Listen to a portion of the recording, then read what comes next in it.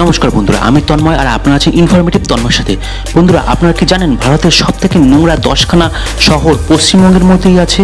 হ্যাঁ বন্ধুরা, আপনারা ঠিক শুনছেন। কেন্দ্রের তৃতীয়বার মোদী সরকার গঠনের পরই দেশের বিভিন্ন উন্নয়নমূলক কাজে তৎপর হয়ে উঠেছেন প্রধানমন্ত্রী নরেন্দ্র মোদী।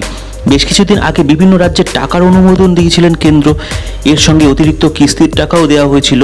সেই সূত্রে সর্বোচ্চ 8,421.38 কোটি টাকা পেয়েছে রাজস্থান।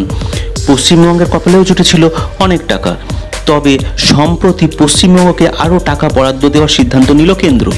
দেশের সবথেকে নোংরা শহরগুলি চিহ্নিত করার জন্য এক সমীক্ষা চালানো হয়েছিল। সমীক্ষা সম্পন্ন হওয়ার 5 মাস পর মঞ্জুর করা হলো টাকা। এই সমীক্ষায় উঠে এসেছিল যে পশ্চিমবঙ্গেই রয়েছে দেশের সবথেকে 10টা নোংরা শহর, যেখানে সবথেকে খারাপ অবস্থায় ছিল হাওড়া। এছাড়া হাওড়ার পাশাপাশি ছিল কল্যাণী, মধ্যমগ্রাম, কৃষ্ণনগর, আসানসোল, রিষড়া, বিধাননগর, কাঁচরাপাড়া, কলকাতা এবং ভাটপাড়া।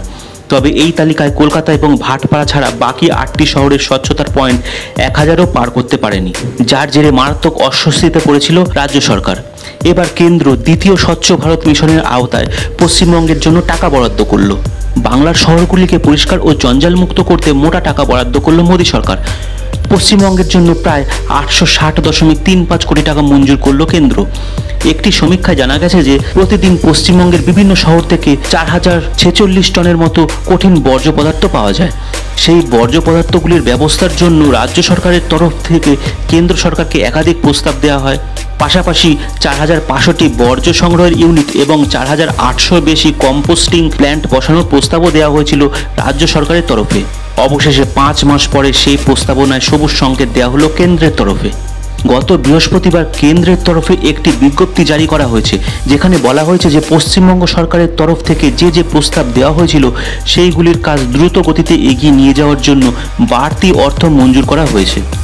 দ্বিতীয় স্বচ্ছ ভারত মিশনের আওতায় 2026 সালের মধ্যে রাজ্যের সমস্ত শহরে বর্জ্য প্রক্রিয়াকরণ প্ল্যান্ট তৈরির লক্ষ্যমাত্রা নেওয়া হয়েছে।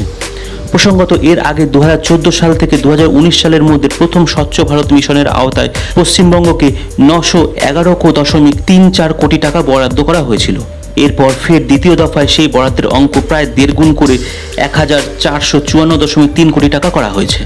তাহলে বন্ধুরা, আজকে আমার এই প্রতিবেদনের মাধ্যমে আপনারা জানতেই পারলেন যে ভারতের সবথেকে 10টা নোংরা শহর পশ্চিমবঙ্গের মধ্যেই আছে। আর দ্বিতীয় স্বচ্ছ ভারত মিশনের আওতায় এইগুলোকে পরিষ্কার করার জন্য কেন্দ্র সরকারের তরফ থেকে অনেক টাকাই বরাদ্দ হয়েছে পশ্চিমবঙ্গের জন্য।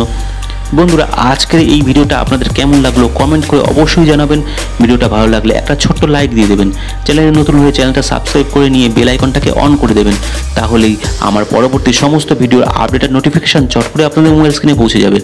বন্ধুরা, আজকের ভিডিওটা আমি এখানেই শেষ করলাম। পরবর্তী দিনে আরও অসংখ্য এই ধরনের ভিডিও নিয়ে আপনাদের সামনে চলে আসবো। ভালো থাকবেন, সুস্থ থাকবেন। জয় হিন্দ, জয় ভারত।